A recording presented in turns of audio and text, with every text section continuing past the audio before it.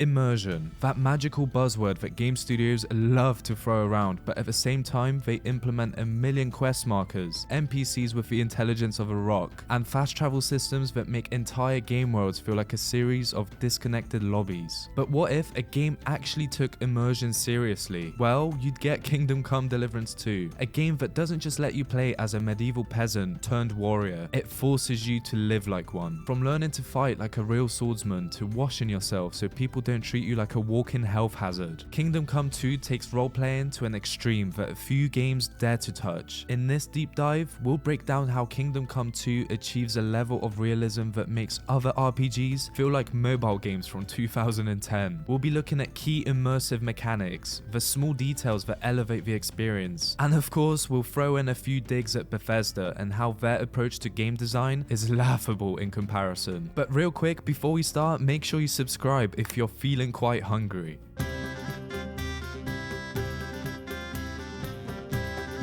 Unlike most RPGs where you start off as a chosen hero, Kingdom Come 2 keeps things grounded. You're not a Dragonborn, a chosen one, or some demigod conveniently suffering from amnesia. You're just Henry, a dude, a guy who has to work, learn, and struggle to become competent at basically anything. The beauty of this grounded approach is that it makes everything feel earned. Too many RPGs fall into the trap of making the player feel powerful from the get-go. In Skyrim, you can be running the Thieves Guild before you even find a decent set of armor. In The Witcher 3, Geralt is already an experienced warrior, meaning that most of your progression is about optimization rather than true growth. But in Kingdom Come 2, Henry is just some blacksmith's son, and when the game begins, he's about as useful in combat as a wet noodle, and the game's approach to progression is brutally realistic. Using a sword for the first time isn't some cinematic power trip, it's an awkward, clumsy disaster. Every fight is a learning experience requiring precision, stamina management, and a strong grasp of timing. There's no quick reflex parrying or spamming attacks until you win. If you try to brute force a fight against a knight, you're going to get humbled real fast. And that's kind of the point of Kingdom Come 2. It wants you to learn, not just win. And this doesn't just apply to combat. Everyday life requires effort. You want to be taken seriously in noble circles? Well, you better dress well and clean up. Because if you walk into a fancy gathering covered in dirt and blood, people will treat you accordingly. You want to trade for better prices? Well, your reputation and speech skills matter. If you've been robbing traders on the road, don't be surprised when they suddenly stop giving you fair deals, because the word gets around. Kingdom Come 2 is a world where you start from the bottom and actually have to earn your place. And let's compare this to Bethesda's RPGs, where within hours you can become an archmage, a Thieves Guild leader, and the head of a warrior clan without breaking a sweat. There's no vetting process, there's no proving yourself beyond a handful of fetch quests. In Oblivion, you can become the head of the Mages Guild without ever casting a single spell in combat. Skyrim allows you to become a legendary warrior simply because the game says you are, rather than making you prove it. In Kingdom Come 2, nothing is handed to you. You want to become competent in sword fighting? Well, you need to train a lot. You'll get beaten down in training fights before you even get a chance to take on a real opponent. And the first time you try to fight a group of bandits, you'll probably die because the game doesn't scale enemies to your level. They are as skilled as they would be in real medieval battle. And if you go in unprepared, you'll quickly learn that real combat is not fair.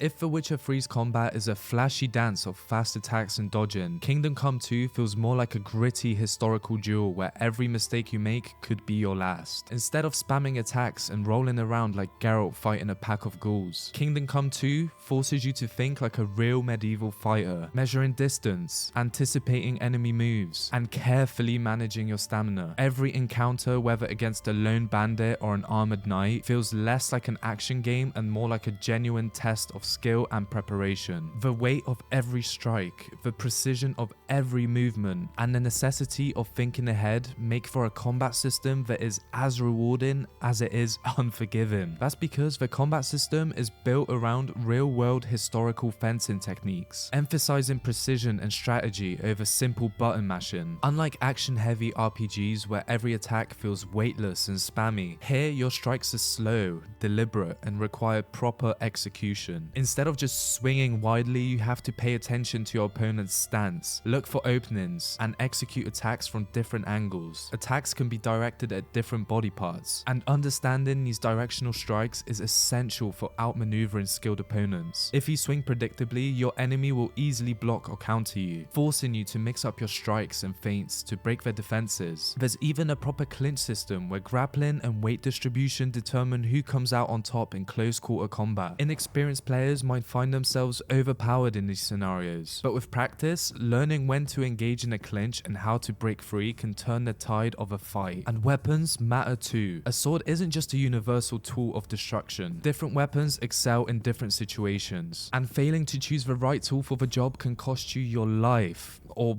more specifically 30 minutes of progress because you forgot to drink any savior schnapps like an idiot that you are. Swords are great against unarmed foes, allowing for quick and clean cuts, but nearly useless against heavily armored knights. Their steel plating renders slashing attacks ineffective, so against them, you'll need blunt weapons like maces or warhammers to break through the plate armor, delivering concussive force that can stagger or even incapacitate an enemy. Spears offer a reach advantage, letting you keep opponents at bay, but if an enemy gets too close, they quickly become useless. This isn't Dark Souls where you can just pick a weapon because it feels cool and use it effectively in any scenario. In Kingdom Come 2, weapon selection isn't about personal preference. It's about survival. Then there's defense. Blocking isn't just about holding up a shield and soaking hits. It requires proper timing, positioning, and stamina management. A well-timed parry can leave your enemy open for a counter-attack, but if you mistime it, you'll get punished, potentially suffering a devastating strike. And forget about rolling around endlessly like an Elden Ring. Here, you have to rely on well-placed dodges and sidesteps, using footwork rather than exaggerated evasive maneuvers. Shields offer added protection, but they don't make you invincible. Holding up a shield drains stamina, and stronger enemies can even bash through your guards, staggering you and leaving you vulnerable. Learning when to block, when to parry, and when to disengage is crucial for survival. But what truly sets Kingdom Come 2's combat apart is how dangerous fights feel. Getting hit isn't just an inconvenience, it can be deadly. A well-placed strike to the head can knock you out instantly, turning the fight into a one-sided execution. A deep wound will cause bleeding, which, if untreated, can lead to you bleeding out mid-fight. There's no magical healing potions for you to gulp down mid-battle. If you take a serious wound, you need proper medical treatment, bandages, and rest. And even if you survive the encounter, a poorly treated injury can slow you down and lower your stats, forcing you to carefully consider and plan when and how to engage in combat. And armor isn't just for show, it plays a massive role in whether you live or die. A well-armored knight can shrug off most blows, allowing them to outlast well-equipped opponents, while a poorly equipped peasant might get cut down in seconds. Every piece of armor from helmet to gauntlets serve a purpose, and wearing the right combination can be the difference between life and death. And let's talk about the enemy AI. Unlike enemies in games like Assassin's Creed, where your opponents patiently take turns attacking you, Kingdom Come 2's enemies actually fight to win. They use feints, block intelligently, and counterattack when you least expect it. Bandits and trained soldiers alike will assess your weaknesses, striking when your guard is down and backing off when they sense danger. If they have a numbers advantage, they'll use it, surrounding you and attacking from multiple angles rather than waiting their turn in the conga line of doom. Whereas lone enemies may fight more defensively, trying to wear you down rather than rushing you recklessly. Their goal isn't just to be an obstacle for the player, they're trying to survive just as much as you are. And that feeling of danger never really goes away. Like, I'm over 70 hours into my first playthrough, fully kitted in armor and using some really high-end weapons, but I still find myself occasionally dying to a single bandit when I get ambushed in the woods at night. Every fight feels tense, skill-based, and rewarding. Winning a duel isn't about stats or button mashing, it's about mastering the art of medieval combat. The game forces you to think like a real warrior, planning your moves and making split-second decisions that could mean victory or death. And when you finally emerge victorious, sword stained in blood, out of breath and barely standing, it feels like a real accomplishment. Not because the game handed you a victory, but because you earned it through skill, patience, and strategy.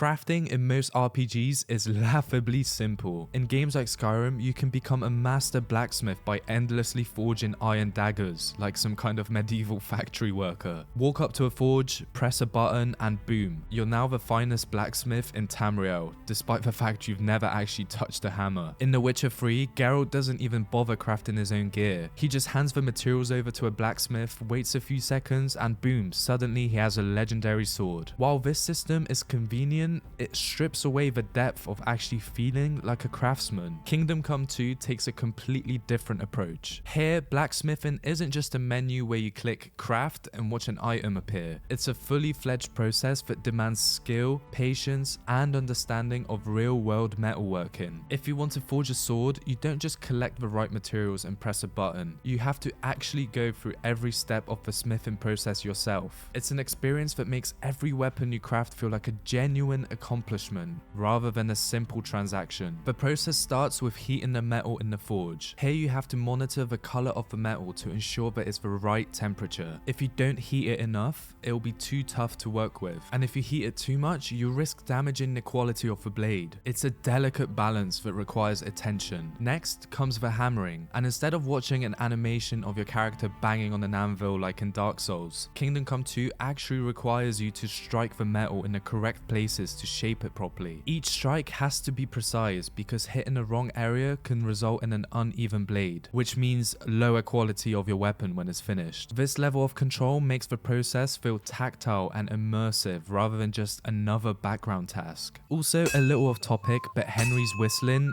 has been stuck in my head for weeks now. It's just so catchy. Tempering is another crucial step. In many RPGs, weapons magically become stronger just by existing. But in Kingdom Come 2, you have to quench the hot metal in oil or water at the right temperature to harden it properly. Quench it too soon or too late and you could ruin the blade. The game doesn't just let you breeze through the steps, it demands that you understand why it's important. This makes the act of forging feel meaningful rather than just another chore to get better gear. Finally, sharpening. In Breath of the Wild, weapons degrade and break, but you can't actually repair them or refine them. But in Kingdom Come 2, after forging a blade, you have to sharpen it on the grindstone, carefully maintaining the right pressure and angle to ensure an even, razor-sharp edge. It's not just a visual effect, the sharpness of your blade directly impacts how well it cuts in combat. A poorly sharpened sword will be basically useless, but a well-maintained sword can slice through enemies. This small but essential detail reinforces the idea that weapons aren't just disposable, they require care and maintenance, just like in real life. Compared to games where crafting is just a means to an end, Kingdom Come 2 turns it into a full experience. Instead of clicking through a menu and instantly creating legendary weapons, you're going through a hands-on process that makes you feel like a real blacksmith. And when you finally hold that sword that you forged, knowing you put in the effort to create it,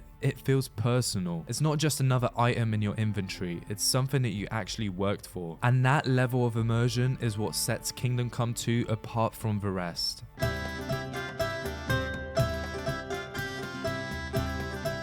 Alchemy is another example of an intricate, hands-on process that demands patience, precision, and a bit of actual knowledge, rather than just some side activity. Unlike other RPGs where potion making is a simple case of mixing random ingredients and hoping for the best, Kingdom Come 2 makes you feel like a real medieval doctor, like you know them ones with them really cool masks, the ones during the Black Plague? Yeah, one of those. Every potion you create requires careful preparation, step-by-step execution, and an understanding of how different ingredients interact. In most RPGs, alchemy is absurdly simplistic. Skyrim lets you discover potion effects by eating random plants and mushrooms, because apparently the Dragonborn has an iron stomach and no fear of food poisoning. Once you know the ingredients' properties, crafting potions is as simple as throwing them together in a menu and pressing a button. In The Witcher 3, Geralt can whip up potions on the fly as long as he's got the right materials, with no need for precise measurements or even a brewing station.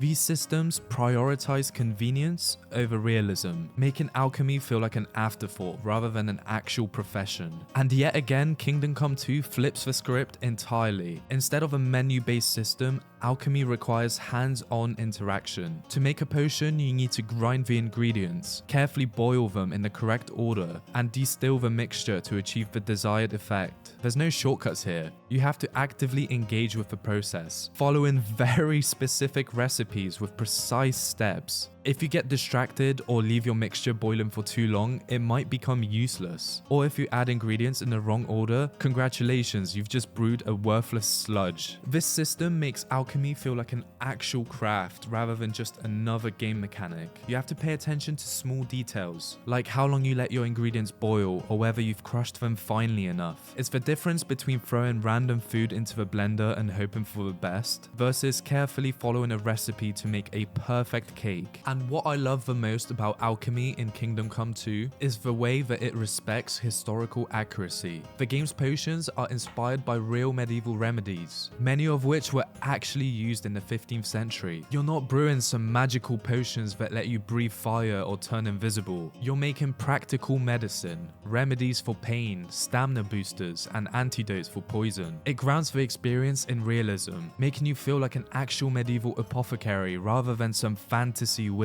This level of depth isn't found in most RPGs. Red Dead 2 has a crafting system for tonics and medicines, but it's a simple process of gathering herbs and automatically creating an item. Dark Souls has a variety of consumable buffs, but they're pre-made and require no effort beyond finding them or purchasing them. But Kingdom Come 2, on the other hand, turns potion making into an engaging, skill-based experience that rewards patience and precision. And honestly, it's relaxing as hell. Like, I've spent so many hours just sitting there brewing potions just because it's so much fun and so addictive. Alchemy in Kingdom Come 2 feels like an actual science rather than a vague, magical process. Instead of spamming potions like in Skyrim or tossing ingredients together with no real thought, you have to approach each brew with care and attention. The satisfaction of creating a successful potion isn't just about gaining a useful item, it's about knowing that you followed the process correctly. That level of immersion is what makes Kingdom Come 2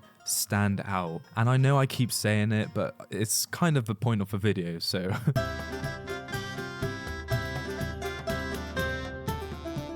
Most RPGs treat horses like glorified motorcycles. They exist purely to get you from point A to point B, immune to fatigue, terrain, or any sense of realism. You can gallop forever, crash into trees without consequences, and even ride up near vertical cliffs like some kind of hoofed Spider-Man. Horses in many games lack personality, existing purely as a convenience rather than a living, breathing animal. But in KCD2, horses aren't just vehicles, they're companions with their own needs, behaviors, and even emotions. Riding a horse isn't just about pressing forward and speeding off into the sunset. It's a skill that requires management and understanding of the animal. For starters, horses in Kingdom Come 2 get tired. You can't just endlessly gallop across the map without consequences. Just like in real life, prolonged sprinting will wear out the horse, forcing you to slow down or even let it rest. If you push it too hard, it may even refuse to move or buck you off. Compare this to The Witcher 3, where Roach, yes, does have a stamina bar, but it recovers so quickly that it rarely even matters. Or Assassin's Creed Valhalla, where horses can run forever without breaking a sweat. In KCD2, you actually have to manage your horse's endurance, making long distance travel feel more immersive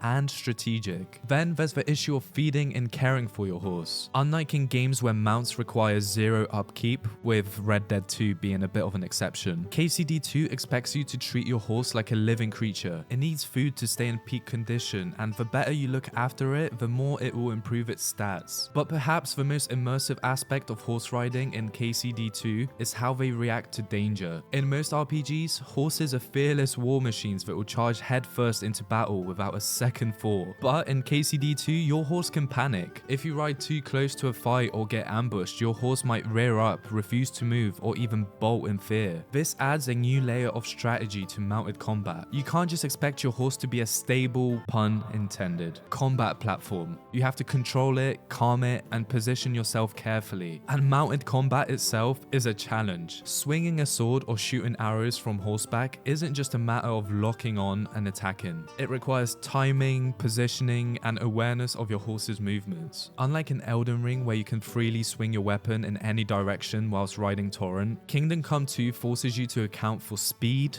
angle, and even your horse's reaction to the fight. The result, mounted combat feels like a real skill rather than just a gimmick. Your bond with your horse also matters. The more time you spend with it, the better it responds to your commands. A well-trained horse will handle better, resist fear more effectively, and even respond faster in tense situations. This makes choosing and caring for your horse a meaningful decision, rather than just picking a horse that has the best stats. In Skyrim, all horses handle the same way with no variation beyond appearance. But in KCD2, each horse has its own personality, strengths, and weaknesses, making them feel like actual companions, rather than disposable rides. Ultimately, KCD2 turns horses into something more than just transportation. They are living, breathing parts of the world that require attention, care, and skill to master. Compared to the lifeless mounts in other RPGs, these horses feel real, making every journey through the countryside a far more immersive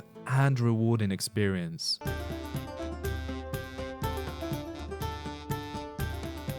But speaking of traveling through the countryside, let's talk about fast travel. In most games, fast travel is a glorified teleportation spell. Select a location, wait for a loading screen, and boom, you're instantly at your destination, with no sense of time passing or distance traveled. It's convenient, sure, but it often makes the world feel more like a collection of disconnected waypoints rather than a living, breathing space. And yet again, KCD2 takes a different approach. Here, fast travel isn't an instant teleport. It's a journey with all the risks and surprises that come with it. When you select a destination, time progresses naturally, and you watch your character travel across the map in real time. But more importantly, things can actually happen along the way. You might get ambushed by bandits, stumble upon a traveler in need, or even encounter a random event that wasn't on your radar. This makes fast travel feel less like a convenience feature and more like an integral part of the game world. Compare this to Starfield, where fast travel completely removes the sense of adventure. You can instantly walk from one planet to another with no consequence. There's no risk, no feeling of distance, and no connection to the world in between. Even The Witcher 3, which has a fantastic open world, has a traditional fast travel system that allows Geralt to blink between locations without much thought. By contrast, Kingdom Come 2 forces you to consider your route. Do you take the main roads where you might run into traders and patrols but also risk getting ambushed by bandits? Or do you cut through the wilderness where you're less likely to be seen but might get lost or face wild animals? It's a decision that adds an extra layer of immersion and makes the world feel interconnected. And one game that comes close to KCD2's approach is Red Dead Redemption 2. It encourages players to travel by making the journey itself engaging. Whether it's a random encounter on the road, a conversation between characters, or even just a change in landscape, Red Dead 2 treats travel like an experience rather than an inconvenience. And you can tell that Kingdom Come 2 was heavily inspired by this, where every trip, even a routine one, has the potential to surprise you. Additionally, Kingdom Come 2 respects the concept of time in a way that many RPGs don't.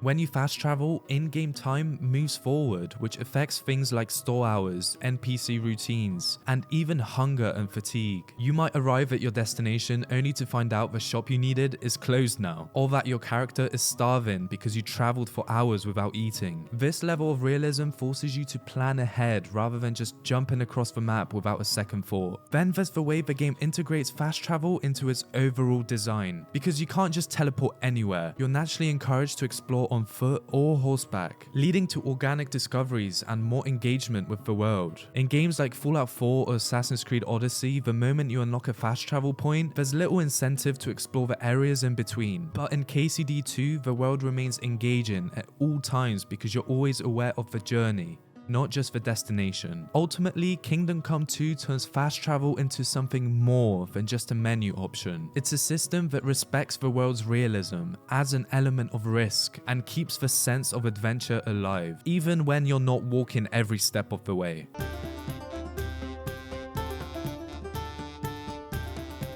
Big mechanics like combat, alchemy, and blacksmithing shape the core experience of Kingdom Come 2, but it's the small, often overlooked details that truly elevate its immersion. These aren't just cosmetic additions, they have a tangible impact on gameplay and make the world feel reactive, alive, and most importantly, real. Take personal hygiene for example. In most RPGs, you can wander through dungeons, wade through swamps, and roll in dirt for weeks, and NPCs won't bat an eye. But in Kingdom Come 2, neglecting your hygiene makes you reek. This isn't just a fun little detail, it can directly affect gameplay. Guards and NPCs will comment on your stench, and if you try to sneak around while smelling like a medieval garbage dump, enemies can literally smell you coming. Compare this to The Witcher 3, where Geralt can take a mud bath in a monster-infected bog, only to come out looking perfectly clean seconds later. Food and sustenance are also very complex. Unlike in most RPGs where food is just a glorified healing item, Skyrim spamming 20 wheels of cheese, Kingdom Come 2 treats food with realism. Eating spoiled food can make you sick, forcing you to pay attention to what you're actually eating. That dried meat you picked up a month ago, yeah, it's probably not safe to eat anymore. The game doesn't let you hoard infinite supplies of food like a survivalist preparing for the apocalypse. Ingredients rot, meat spoils, and you have to plan accordingly. It's a system that adds realism without being punishing, reinforcing the idea that you're living in a functioning world rather than a static RPG playground. Clothing is another small detail where KCD2 shines. They get dirty, torn, and bloodstained. If you show up to a noble's feast looking like you've just fought a bear, people will notice and react accordingly. Walking into town covered in blood makes you look suspicious, and citizens will assume that you've been in some shady business. In Red Dead 2, a similar system exists where Arthur's clothes get dirty and require washing, but KCD2 takes this a step further by making NPCs actively judge you based on your appearance. If you want to make a good impression, you need to stay well dressed and well groomed. Then there's the dynamic NPC behavior. In many RPGs, you can commit a crime in broad daylight, then pay a small fine and everyone acts like nothing ever happened. But in KCD2, it's a bit deeper than that. If you're caught committing a crime, people remember. Your reputation suffers, and even after serving your sentence or paying your fine, NPCs might still be a bit suspicious of you. And if you repeatedly act like a menace, you'll find it harder to gain people's trust, and some traders will outright refuse to deal with you. Unlike in Bethesda games where a quick bribe or a short stint in jail wipes the slate clean, Kingdom Come 2 ensures that your actions have a lasting consequence. And even the smaller details like the way NPCs react to the time of day further enhance the immersion. Shopkeepers close up at night, peasants gather in taverns after work, and the world follows a believable routine. You won't find a merchant standing in the same spot 24/7 like in Oblivion or Fallout 4. Instead, people have lives and you have to work around their schedule. You want to buy something? Well, you better hope that the shop is still open. You need to meet someone? Well, you better show up at a reasonable hour because otherwise they might not even answer the door. And these schedules create an amazing opportunity for you to take advantage of during the gameplay. Like during one quest, I needed to rescue a hostage from a bandit camp, but when I arrived, there was too many of them and their gear was too good for me to handle. So I waited until nighttime and I snuck into the camp whilst they were sleeping. I silently killed all of them and freed the hostage. And I took all this amazing gear for myself, just as a little reward for my own creativity. These little details aren't just gimmicks, they all contribute to a world that feels genuinely lived in. Kingdom Come 2 doesn't just ask you to play in this world, it demands that you respect it, react to it, and exist within it as if it were real.